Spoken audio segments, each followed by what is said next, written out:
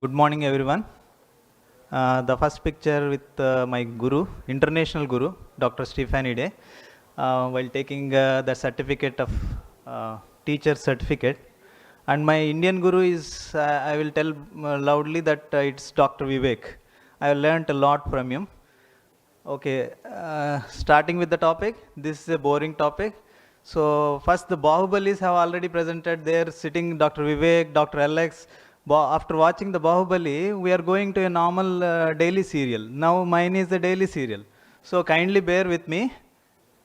So inferior ulnar now. So we have many doubts regarding the inferior ulnar now. If it is damaged, what will happen? How to prevent its damage? So I will start with the anatomy. So inferior ulnar nerve is a branch of trigeminal nerve, which is a fifth cranial nerve. So it has three branches: ophthalmic, maxillary, and mandibular. Again, the mandibular is having the branches of undivided anterior division and posterior division. From the posterior division, our inferior ulnar nerve will arise.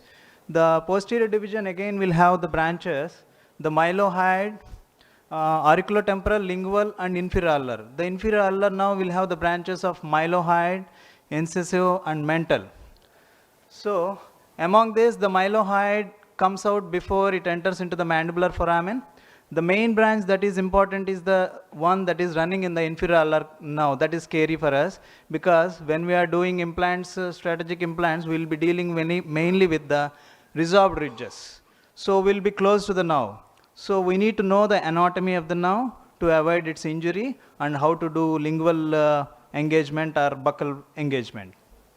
So the inferior ulnar nerve, the mixed nerve, the mylohyoid is a motor nerve, and then the mental and incisive branches of inferior ulnar nerve. The mental supplies sensory input to the lower lip and to the chin, and the yellowish part which is there is the area that is supplied by the inferior ulnar nerve.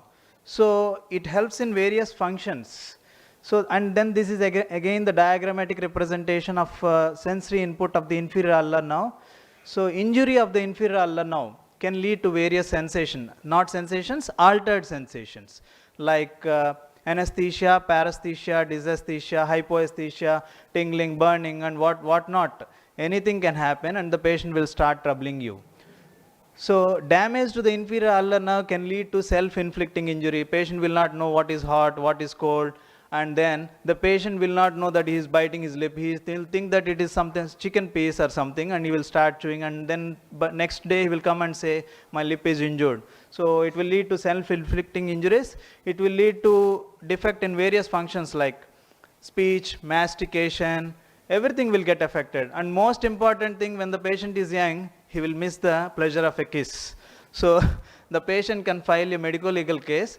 So, and then according to various studies, it is one of the commonest problem that has led to medical legal case against the dentist.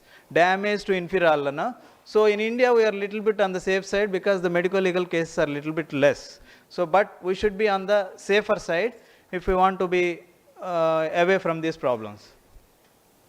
So inferior ulnar nerve injury can result from direct injury. Direct injury means when you are penetrating with something like a pathfinder drill, you can go into the nerve, that can damage the nerve, or hemorrhage.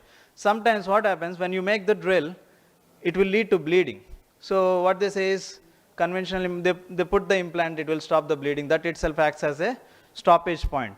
But the hemorrhage which gets collected in the canal can lead to the compression of the nerve. The nerve is something like a contained, it is contained in a space called inferior ulnar canal. So it can lead to compression, ischemia, and then damage to the nerve.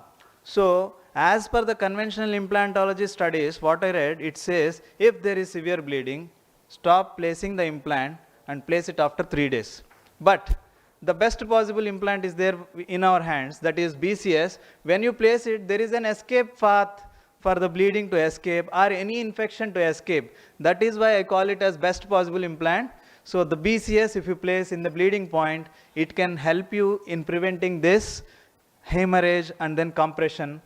Compression can happen in our implants with something like KOS when the implant goes close to the nerve.